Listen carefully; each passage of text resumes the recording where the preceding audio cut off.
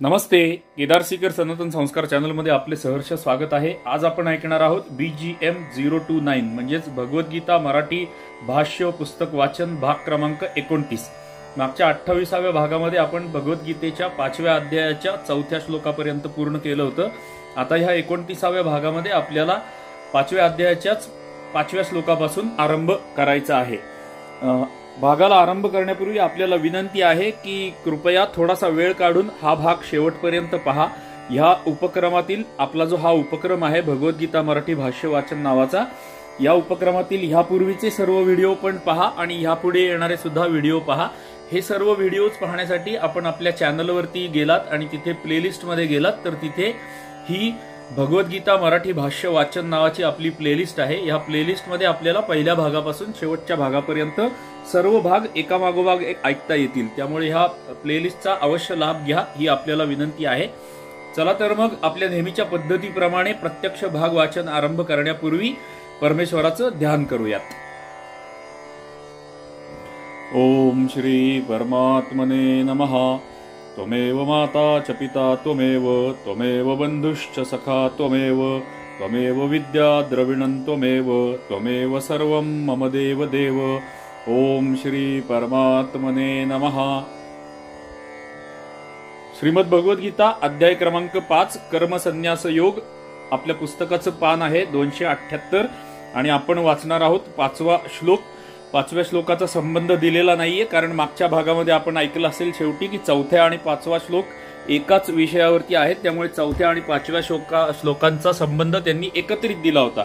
त्यामुळे 5व्या श्लोकाला संबंध दिलेला नाहीये. आपण थेट 5वा श्लोक वाचूयात. यत्सांख्यैः प्राप्यते स्थानं तद्योगैरपि गम्यते, एकं सांख्यं च योगं च यः पश्यति स पश्यति. अर्थ बघूयात 5व्या श्लोकाचा. ज्ञानयोगांना जे परमधाम प्राप्त होते तेच कर्मयोग्यांनाही प्राप्त होते. म्हणून जे मनुष्य ज्ञानयोग आणि कर्मयोग हे फळाच्या दृष्टीने एकच आहेत असे पाहतो तोच खऱ्या अर्थाने पाहतो. पहिला प्रश्न 5व्या श्लोकावरचा. पहिला प्रश्न, सांख्ययोग आणि कर्मयोग दोन्ही सर्वस्वी स्वतंत्र मार्ग आहेत आणि दोन्हीच्या साधन प्रणालीमध्येही पूर्वेकडे आणि पश्चिमेकडे जाणाऱ्या मार्गांप्रमाणे परस्पर अंतर आहे हे दुसऱ्या श्लोकाच्या व्याख्येमध्ये सांगितले आहे. तर मग दोन्ही प्रकारच्या साधकांना एकच फल कसे काय मिळू शकते? उत्तर, एखाद्या मनुष्याला भारतातून अमेरिकेला जायचे आहे. तो जर योग्य रस्त्याने येथून पूर्व दिशेने जात राहिला तरी सुद्धा अमेरिकेला पोहोचेल आणि पश्चिमेच्या दिशेने चालत राहिला तरीही अमेरिकेला पोहोचेल. त्याचप्रमाणे सांख्ययोग आणि कर्मयोग यांच्या साधन प्रणालीमध्ये परस्पर भेद असला तरी जो मनुष्य एखादे साधन दृढतेने करीत राहील तो दोन्ही योगांचे जे एकमात्र परमलक्ष्य असा परमात्मा आहे त्याच्यापर्यंत पोहोचतोच. आणि पुढे येतो पुढच्या श्लोकाचा संबंध, 6व्या श्लोकाचा संबंध. सांख्ययोग आणि कर्मयोग यांच्या फलाची एकता सांगून आता भगवंत कर्मयोगाचे साधन विषयक वैशिष्ट्य स्पष्ट करत आहेत 6व्या श्लोकामध्ये. 6वा श्लोक. संन्यासस्तु महाबाहो दुःखमाप्तुमयो गतः, योगयुक्तो मुनिर्ब्रह्म न चिरेणाधिगच्छति. अर्थ बघूयात. परंतु हे अर्जुना, कर्मयोगाशिवाय मन, इंद्रिये व शरीर यांच्याकडून होणाऱ्या सर्व कर्मांच्या बाबतीत कर्तेपणाचा त्याग होणे कठीण आहे आणि भगवत स्वरूपाचे चिंतन करणारा कर्मयोगी परब्रह्म परमात्म्याला फार लवकर प्राप्त होतो. 6व्या श्लोकावरचा पहिला प्रश्न, तुझा येथे काय अभिप्राय आहे? उत्तर, संन्यास म्हणजे सांख्ययोग आणि कर्मयोगाचे फल एक असूनही साधनामध्ये कर्मयोगापेक्षा सांख्ययोग कठीण आहे या वेगळेपणाचे द्योतक येथे तू आहे. पुढचा प्रश्न, येथे भगवंतांनी अर्जुनाला महाबाहो असे संबोधित करून कोणता आशय व्यक्त केला आहे? उत्तर, ज्याचे बाहू महान असतील त्याला महाबाहू असे म्हणतात. भाऊ आणि मित्र यांनाही बाहू म्हणतात. म्हणून भगवंत या संबोधनाने असा आशय दाखवून अर्जुनाला उत्साहित करत आहेत की तुझा भाऊ महान धर्मात्मा युधिष्ठिर आहे आणि मित्र मी स्वतः साक्षात परमेश्वर आहे. मग तुला कशाची चिंता आहे? तुला हे सर्व प्रकारे अतिशय सोपे आहे. पुढचा प्रश्न, जर सांख्ययोग आणि कर्मयोग हे दोन्हीही स्वतंत्र मार्ग आहेत तर मग कर्मयोगाविना संन्यास प्राप्त होणे कठीण आहे असे येथे कसे सांगितले आहे? उत्तर, स्वतंत्र साधन असूनही दोन्हीमध्ये सुगमता आणि कठीणपणा यांचा फरक आहे. तो स्पष्ट करण्यासाठी भगवंतांनी असे म्हटले आहे. समजा एक मुमुक्षू पुरुष आहे आणि तो असे मानतो समस्त दृश्य जग हे स्वप्नाप्रमाणे मिथ्या आहे, एकमात्र ब्रह्मच सत्य आहे, हा सारा प्रपंच मायेमुळे त्याच ब्रह्मावर आरोपित आहे, वस्तुतः दुसरी कोणतीही सत्ता नाहीच.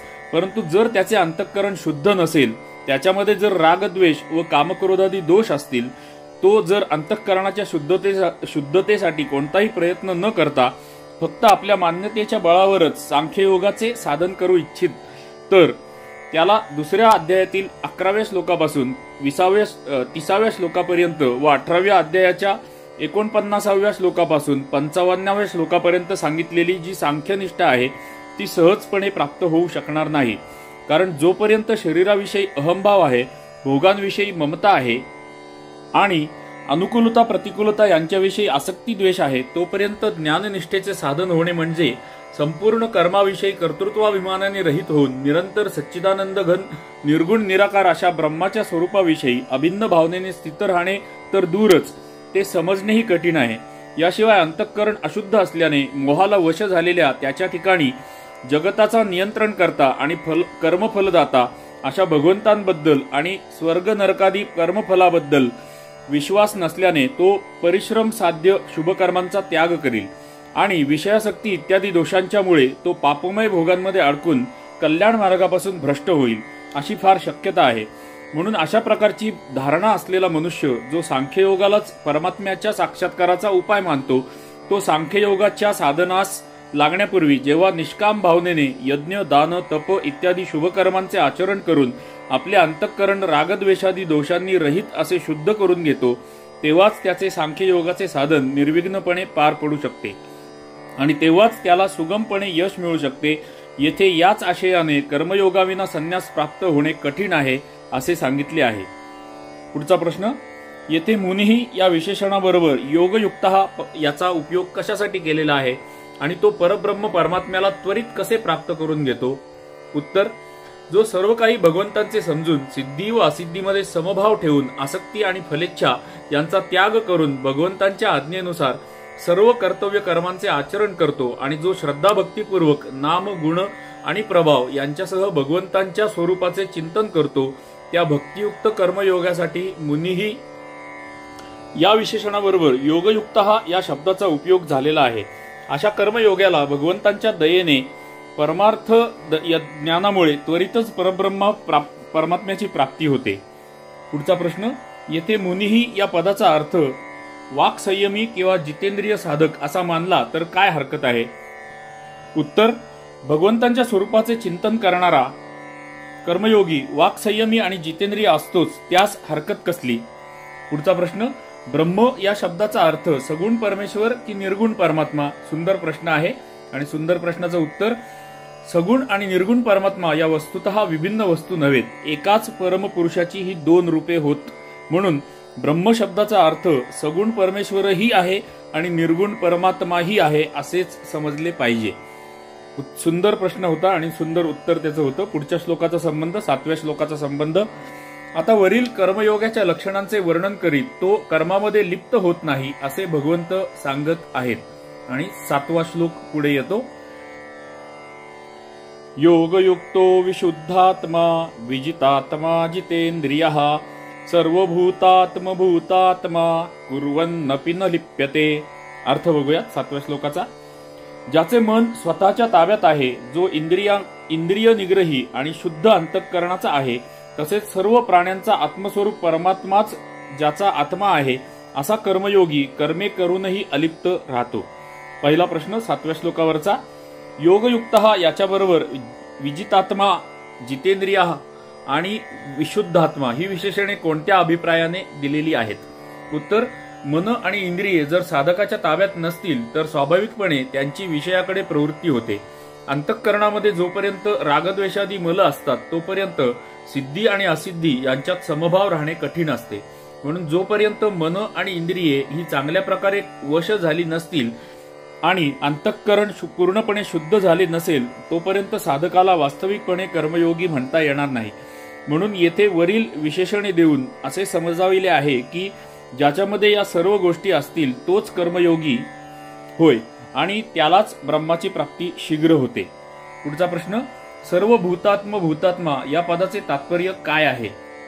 उत्तर, ब्रह्मापासून गवताच्या काडीपर्यंत संपूर्ण प्राण्यांचा आत्मरूप असलेला परमेश्वरच, ज्याचा आत्मा म्हणजे अंतर्यामी आहे, जो त्याच्याच प्रेरणेप्रमाणे संपूर्ण कर्मे करतो, तसेच जो भगवंतांना सोडून शरीर, मन व बुद्धी यांच्याबद्दल ममत्व बाळगत नाही आणि ज्याला इतर कोणत्याही वस्तूंबद्दल ममत्व नसते, तो सर्व भूतात्म भूतात्मा होय। पुढचा प्रश्न, येथे अपि याचा उपयोग कोणत्या हेतूने केला गेला आहे? उत्तर, सांख्ययोगी स्वतःला कोणत्याही कर्माचा कर्ता मानत नाही। त्याचे मन, बुद्धी आणि इंद्रिये यांचे द्वारा सर्व क्रिया होत असतानाही तो असेच मानतो की मी काहीही करत नाही, गुणच गुणांमध्ये व्यवहार करीत आहेत, माझा त्यांच्याशी काहीही संबंध नाही, म्हणून तो कर्माने लिप्त नसतो, हे बरोबरच आहे। परंतु स्वतःला कर्ता समजणारा कर्मयोगी सुद्धा भगवंतांच्या आज्ञेनुसार आणि भगवंतांसाठी सर्व कर्मे करीत असतानाही कर्मांविषयी फलेच्छा आणि आसक्ती नसल्यामुळे तो कर्माने बद्ध होत नाही, हे त्याचे वैशिष्ट्य होय। याच अभिप्रायाने येथे अपि या शब्दाचा प्रयोग केला आहे। आणि पुढे 8व्या श्लोकाचा संबंध येतो। दुसऱ्या श्लोकामध्ये सूत्र रूपाने कर्मयोग आणि सांख्ययोग यांच्या फलाची एकता सांगून सांख्ययोगापेक्षा सुगमतेच्या दृष्टीने कर्मयोग श्रेष्ठ आहे असे सांगितले आहे। नंतर तिसऱ्या श्लोकामध्ये कर्मयोगाची प्रशंसा करून 4व्या व 5व्या श्लोकांमध्ये दोन्हींच्या फलांच्या एकतेचे आणि ती दोन्ही स्वतंत्र असल्याचे व्यवस्थित प्रतिपादन केले आहे। त्यानंतर 6व्या श्लोकातील पूर्वार्धामध्ये कर्मयोगाविना सांख्ययोग संपादन करणे कठीण असल्याचे सांगून त्याच्या उत्तरार्धामध्ये कर्मयोगाच्या सुगमतेचे प्रतिपादन करीत 7व्या श्लोकामध्ये कर्मयोगाची लक्षणे सांगितली आहेत। यावरून ही गोष्ट सिद्ध होते की दोन्ही साधनांचे फल एकच असते, तरी दोन्ही साधने परस्पर भिन्न आहेत। म्हणून दोन्हींचे स्वरूप जाणण्याची इच्छा झाल्यामुळे अर्जुनाला भगवंत प्रथमतः 8व्या आणि 9व्या श्लोकांमध्ये सांख्ययोगाच्या व्यवहार काळातील साधनाचे स्वरूप सांगत आहेत। सांख्ययोगाच्या व्यवहार साधन, सांख्ययोगाला सुद्धा कर्मयोग करावाच लागतो, हे आपल्याला भगवंत पटवून देत आहेत। 8वा श्लोक आणि 9वा श्लोक एकत्र दिलेले आहेत, कारण विषय एकच आहे दोन्हींचा। 8वा श्लोक, नैव किंचित करोमीति युक्तो मन्येत तत्त्ववित् पश्यन् शृण्वन् स्पृशन् जिंग्रन् नश्नन् गच्छन् स्वपन् श्वसन्। 9वां श्लोक पढ़ते हैं। प्रलपन् विसृजन् गृह्णन् नुन्मिषन् निमिषन्नपि इंद्रियाणि इंद्रियार्थेषु वर्तन्त इति धारयन्। अर्थ देखते हैं 8वें और 9वें श्लोक का। दुसऱ्या पुस्तकातून श्लोक वाचता वाचता चुकून माझ्याकडून हिंदी बोललं गेलं, काही वाक्य माझ्याकडून हिंदी गेली, त्याबद्दल क्षमा असावी। आपण मराठी उपक्रमात आहोत, हे थोड्या वेळासाठी मी विसरलो होतो। असो, त्यांनी काय फारसा फरक पडत नाही। आपण 8व्या आणि 9व्या श्लोकाचा अर्थ बघूयात। सांख्ययोगी तत्ववेत्याने पाहत असता, ऐकत असता, स्पर्श करीत असता, वास घेत असता, भोजन करीत असता, चालत असता, झोपत असता, श्वासोश्वास करीत असता, बोलत असता, टाकीत असता, घेत असता, तसेच डोळ्यांची उघडझाप करीत असतानाही सर्व इंद्रिये आपापल्या विषयात वावरत आहेत असे समजून निसंशय असे मानावे की मी काहीच करत नाही। जरा कठीण आहे ना समजायला, पण प्रश्न उत्तर वाचल्यावरती समजेल। पहिला प्रश्न 8व्या आणि 9व्या श्लोकावरचा, येथे तत्वविद आणि युक्तः या दोन्ही विशेषण पदांच्या प्रयोगाचा काय आशय आहे? उत्तर, संपूर्ण दृश्य प्रपंच क्षणभंगूर आणि अनित्य असल्याने मृग, मरीचिका किंवा स्वप्नदृष्टीप्रमाणे मायामय आहे। फक्त एक सच्चिदानंद घन ब्रह्मच सत्य होय, त्याच्यावरच हा सारा प्रपंच मायेमुळे अभ्यारोपित आहे। अशा प्रकारे नित्यानित्य वस्तूचे तत्व जाणून जो पुरुष निरंतर निर्गुण निराकार सच्चिदानंद घन परब्रह्म परमात्म्यामध्ये अभिन्न भावनेने स्थित राहतो, तोच तत्वविद व युक्त होय। सांख्ययोगाच्या साधकाने असेच असले पाहिजे, हे समजावण्यासाठी ही दोन्ही विशेषणे दिलेली आहेत। पुढचा प्रश्न, पाहणे, ऐकणे इत्यादी सर्व क्रिया करताना मी काहीच करत नाही असे म्हणण्याचा येथे भावार्थ काय आहे? उत्तर, सुंदर प्रश्न आहे। मगाशी आपल्याला जी शंका आली होती अर्थ वाचताना श्लोकांचा, म्हणूनच हा आपला उपक्रम महत्वाचा आहे। भगवद्गीतेचा नुसता अर्थ किंवा ट्रान्सलेशन सांगणारी भरपूर पुस्तकं बाजारात उपलब्ध आहेत, पण त्या पुस्तकांमधून आपल्याला भगवद्गीता समजत नाही।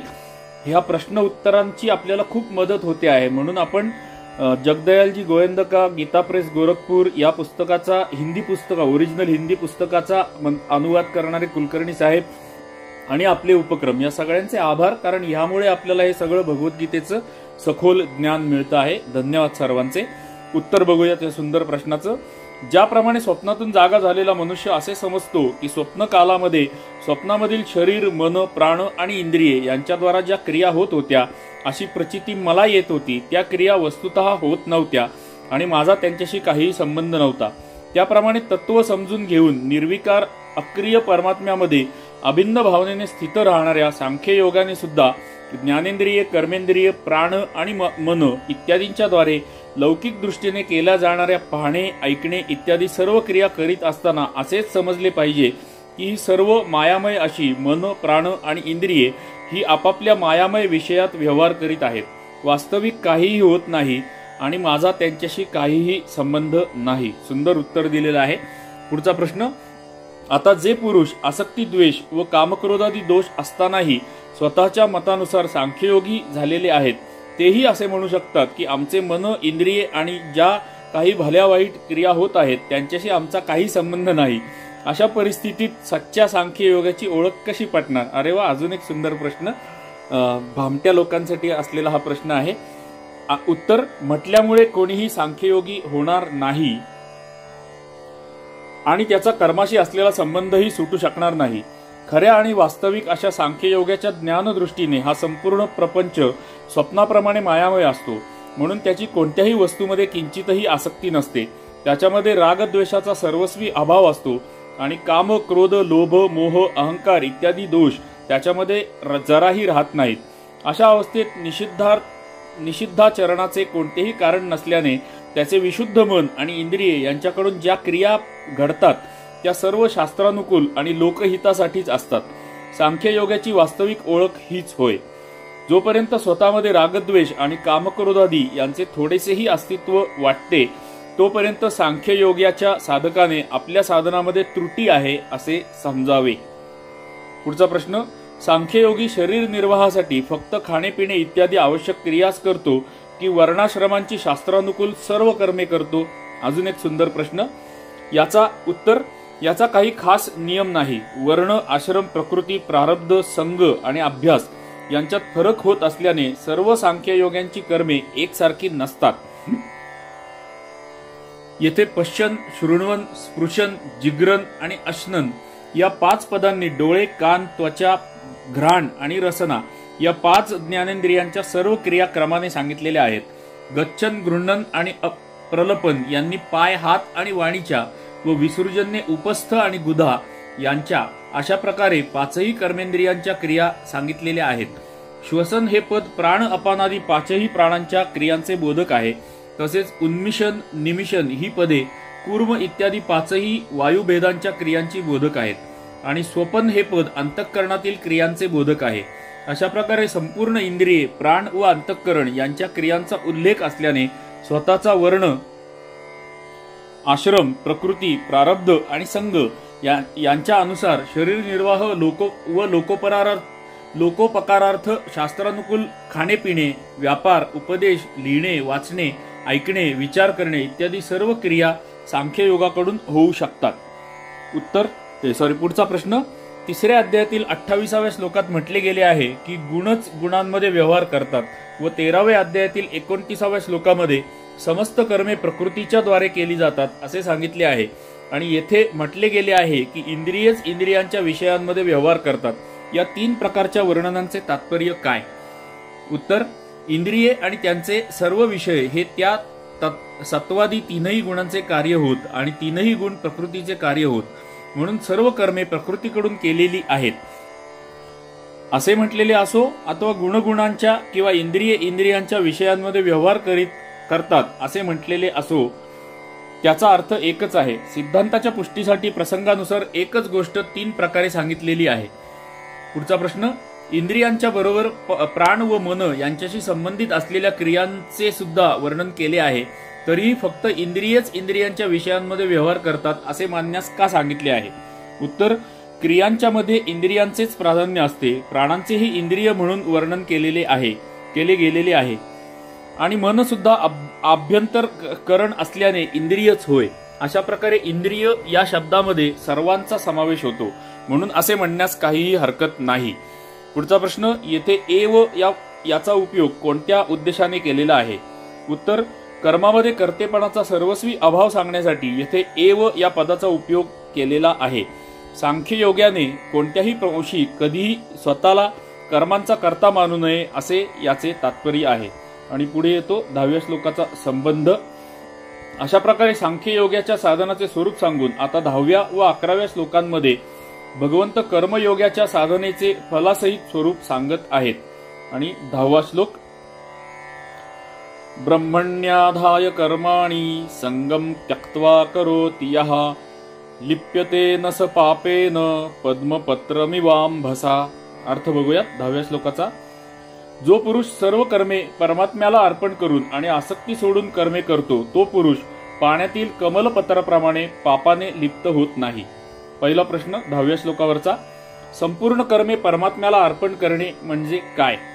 उत्तर, ईश्वराची भक्ती, देवांची पूजा, माता पितादी गुरुजनांची सेवा, यज्ञ, दान, तप, वर्णाश्रमानुकूल अर्थोपार्जना संबंधी तसेच खाणेपिणे इत्यादी शरीर निर्वाह संबंधी जितकी म्हणून शास्त्रविहित कर्मे आहेत ती सर्व ममतेचा पूर्ण त्याग करून सर्व भगवंतांचे आहे असे समजून भगवंतासाठी भगवंतांची आज्ञा व इच्छा यांच्या अनुसार तो भगवंत जसे करवितो तसेच कळसूत्री बाहुलीप्रमाणे करणे म्हणजेच परमात्म्याला सर्व कर्मे अर्पण करणे होय. पुढचा प्रश्न, आसक्ती सोडून कर्म करणे म्हणजे काय? उत्तर, स्त्री, पुत्र, धन, गृह इत्यादी भोगांविषयीच्या सर्व सामग्रीबद्दल, स्वर्गादी लोकांबद्दल, शरीराबद्दल, सर्व क्रियांबद्दल व मान, मोठेपणा आणि प्रतिष्ठा इत्यादींबद्दल सर्व प्रकारची आसक्ती सोडून वरील प्रकारे कर्म करणे म्हणजेच आसक्ती सोडून कर्म करणे होय. पुढचा प्रश्न, कर्मयोगी हा तर शास्त्रविहित सत्कर्मेच करतो, तो पापकर्मे करतच नाही. पापकर्म केल्याविना पापाने लिप्त होण्याची शंका येत नाही, मग तो पापाने लिप्त होत नाही असे कसे म्हटले आहे? उत्तर, विहित कर्मे सुद्धा पूर्णपणे निर्दोष नसतात. सर्वच क्रियांमध्ये हिंसादीच्या संबंधांमुळे काही ना काही पाप घडतेच. म्हणून भगवंतांनी सर्वारंभा ही दोषेण घुमेनाग्नी रिवावृतः असे म्हणून कर्माचरण सदोष असते असे सांगितले आहे. म्हणून जो मनुष्य कर्मफलाच्या कामनेला आणि आसक्तीला बळी पडून भोगासाठी व आरामासाठी कर्म करतो तो पापापासून वाचू शकत नाही. कामना आणि आसक्ती याच गोष्टी मनुष्याच्या बंधनाचे कारण होत. म्हणून ज्या पुरुषाच्या ठिकाणी कामना आणि आसक्ती यांचा पूर्ण अभाव झालेला आहे तो पुरुष कर्म करीत असतानाही पापाने लिप्त होत नाही असे म्हणणे बरोबरच आहे. आणि पुढे येतो 11वा श्लोक, कायेन मनसा बुद्ध्या केवलैरिंद्रियैरपि योगिनः कर्म कुर्वन्ति संगम त्यक्त्वात्मशुद्धये. अर्थ बघूया. कर्मयोगी ममत्व बुद्धी सोडून केवळ इंद्रिय, मन, बुद्धी आणि शरीर यांच्याद्वारा आसक्ती सोडून अंतःकरणाच्या शुद्धीसाठी कर्मे करतात. पहिला प्रश्न 11व्या श्लोकावरचा, येथे केवलही या विशेषणाचे तात्पर्य काय? याचा संबंध केवळ इंद्रियांशीच आहे की मन, बुद्धी आणि शरीराशीही आहे?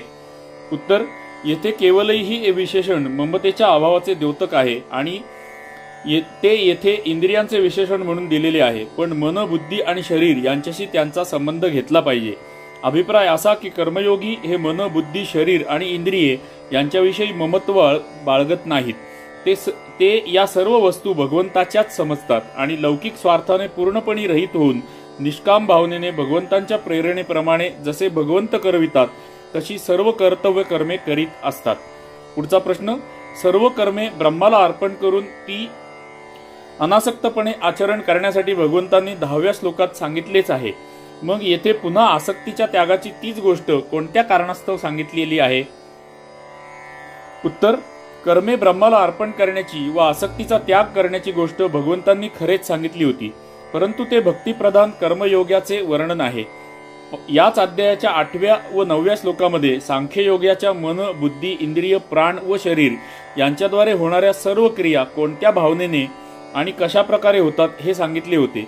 तसेच कर्मप्रधान कर्मयोगाच्या क्रिया कोणत्या भावनेने व कोणत्या प्रकारे होतात हे समजावून सांगण्यासाठी भगवंत म्हणतात की कर्मयोगी हे मन, बुद्धी, इंद्रिय आणि शरीरादी यांच्याबद्दल तसेच त्यांच्याकडून होणाऱ्या कोणत्याही क्रियेबद्दल ममता व आसक्ती ठेवत नाहीत. ते अंतःकरणाच्या शुद्धतेसाठीच कर्म करतात. अशा प्रकारे कर्मप्रधान कर्मयोगाच्या कर्मामागील भावना आणि तिचा प्रकार सांगण्यासाठीच येथे पुन्हा आसक्तीच्या त्यागाविषयी सांगितले आहे. आणि पुढे येतो 12व्या श्लोकाचा संबंध, परंतु आपल्या रेकॉर्डिंगची वेळ संपलेली आहे, त्यामुळे आपण ह्या भागात इथेच थांबतो आहोत. पुढच्या भागामध्ये आपण भगवद्गीतेच्या 5व्या अध्यायाच्या 12व्या श्लोकापासून आरंभ करूयात. हा भाग संपूर्णपणे ऐकल्याबद्दल धन्यवाद. आपल्याला विनंती आहे की हा भाग पुन्हा पुन्हा ऐकावा. भगवद्गीता समजणे इतके सोपे नाहीये की एकदा पुस्तक वाचून किंवा एकदा ऑडिओ ऐकून समजेल असं नाही. त्यामुळे पुन्हा पुन्हा प्रत्येक भाग ऐकावा. यापूर्वीचे हा आणि याच्या पुढचे येणारे भाग सुद्धा आपण ऐकावेत आणि त्यासाठी आपल्या चॅनलवरच्या जी प्लेलिस्ट आहे भगवद्गीता मराठी भाष्य वाचन, ह्या प्लेलिस्टचा आपण अवश्य लाभ घ्यावा ही आपल्याला विनंती आहे. आणि आपल्याला नेहमीची विनंती की जर आपल्याला माझा हा भगवद्गीता समजून घेण्याचा प्रयत्न आपल्याला आवडला असेल तर कृपया व्हिडिओला लाईक करा. हे भगवद्गीतेचं ज्ञान आपल्या कुटुंबाला, परिवाराला, सहयोगींना, सहकर्मींना, आपल्या मुलांना, नातेवाईकांना पोचवावंच असं तुम्हाला वाटत असेल तर कृपया या व्हिडिओच्या लिंक्स इतरांना शेअर करा. ह्या भागाबद्दल आपल्याला काय वाटलं ह्याची कॉमेंट सुद्धा करा आणि आपल्या चॅनलची नोटिफिकेशन सुद्धा ऑन करून ठेवा ही आपल्याला नम्र विनंती आहे. चला तर मग भेटूयात पुढच्या भागामध्ये, जिथे आपण 5व्या अध्यायाच्या 12व्या श्लोकापासून आरंभ करणार आहोत. तोपर्यंत आपल्या सर्वांना जय श्री हरी, जय श्री हरी, जय श्री हरी. धन्यवाद.